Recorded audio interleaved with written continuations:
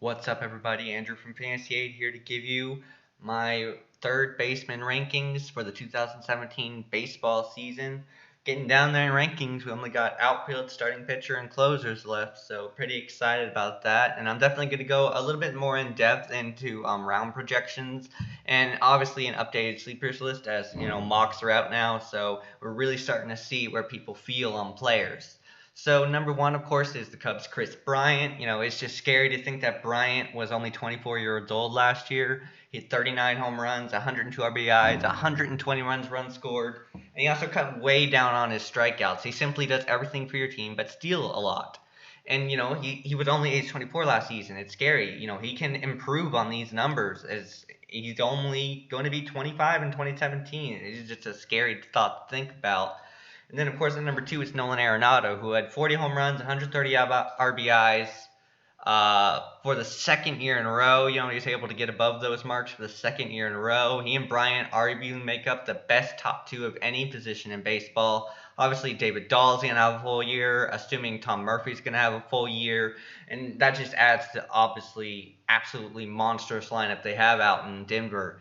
He gives you any stat you need besides stolen bases, and he doesn't strike out a ton, only striking out 103 times to 68 walks.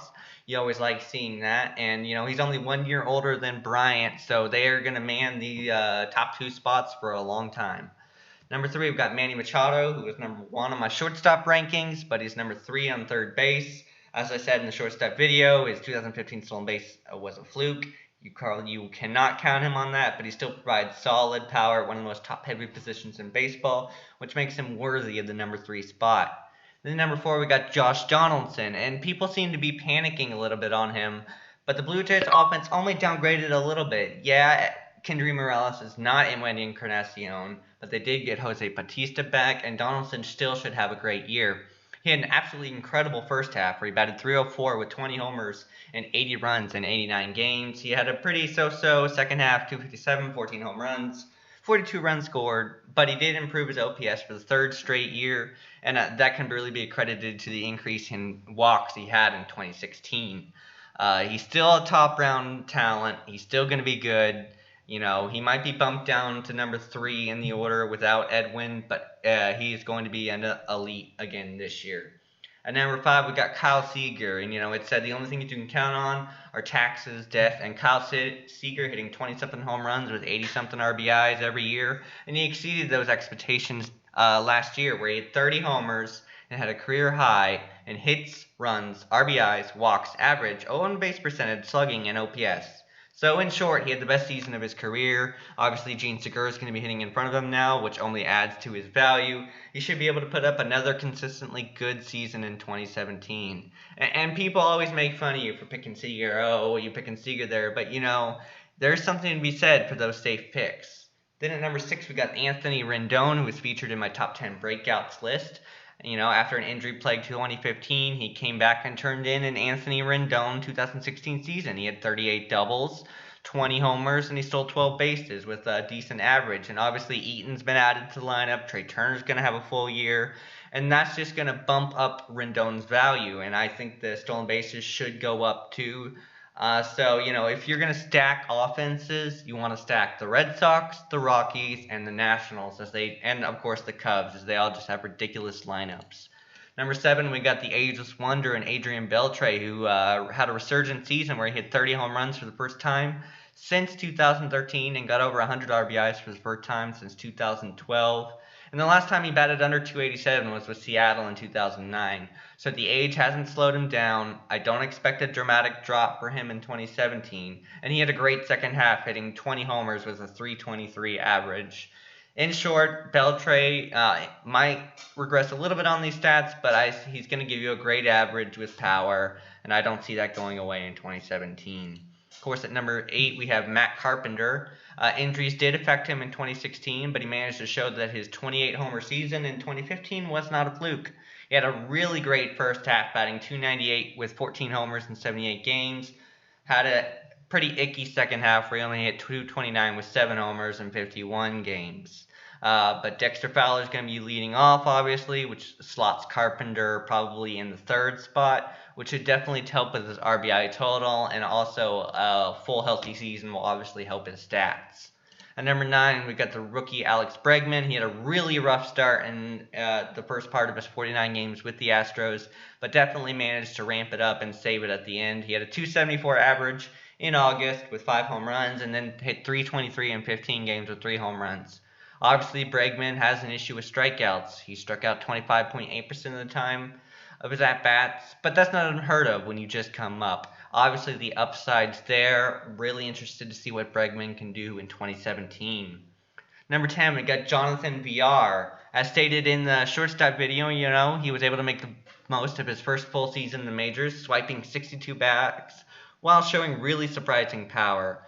Stolen bases and maybe a good average are all I really see from getting Villar. He doesn't have 19 homer power in that at-bat, which hurts him at third base where, you're looking for power out of that position. Then at number 11, we have Evan Longoria, who had a resurgent 2016. He had 15 more home runs than he did in 2015.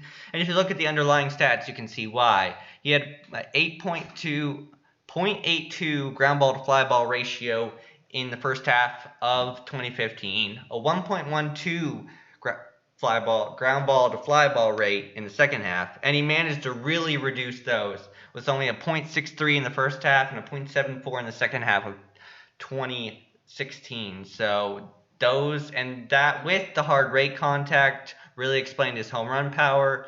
I don't think he's going to get to 36 again, but I don't think he's going to go back to his 21 of 2015. He's probably going to settle somewhere in the middle there. Number 12, we got Todd Frazier, who had a career high in home runs at 40 in 158 games with 15 stolen bases during his first season with the White Sox. Unfortunately, the average was really awful. He batted .213 in the first half with 25 homers, .240 in the second half with 15 homers. Obviously, with the power he brings to the table, Frazier doesn't need to hit 300 to be valuable, but he really needs to find a way to get back to around that .250 mark to avoid dragging down your fantasy team's average. And then, of course, at number 13, we have Miguel Sano. Sano is basically the Stanton of third base, tantalizing you with the power, but not fully showing it. He was on pace to hit 34 last year. He hit 25 in 116 games. And obviously last year was only his age 23 season. There's no reason he can't improve, but the 40% strikeout rate was absolutely atrocious. He needs to work on that strikeout rate to get more contact on the ball, which will definitely help his average if he can. Then number 14, we have Justin Turner, who turned another fine season into a 4-year, $64 million deal to stay with the Dodgers. His average did fall to the lowest since he was with the Mets in 2011, but he more than made up for that with the added power and RBI production. He's just one of those guys. He's not going to give you flashy numbers, but you'll be happy with what you have at the end of the season.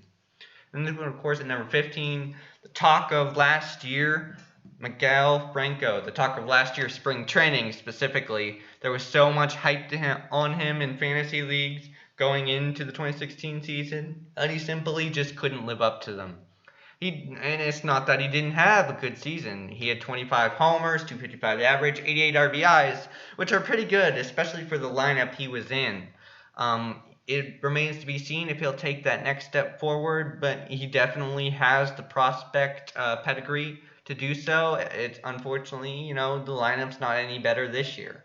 So we'll definitely have to monitor that situation there. And if you want to meet up with fellow fantasy sports addicts, just go to fantasysportsaddicts.com and join us.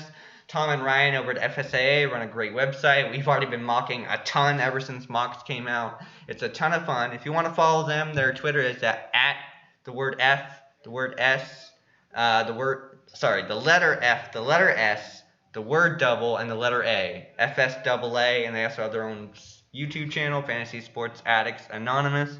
Check them out. For Fantasy Aid, I'm Andrew, and thanks for watching.